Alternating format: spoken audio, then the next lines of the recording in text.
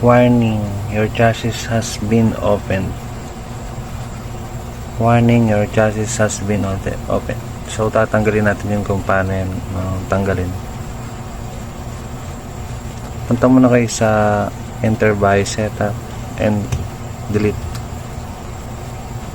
Yan, ito yung BIOS. Yan, advance.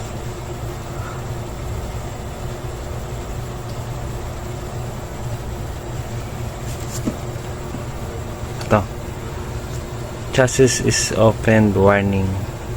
Naka-enable siya, gawin natin siyang disable.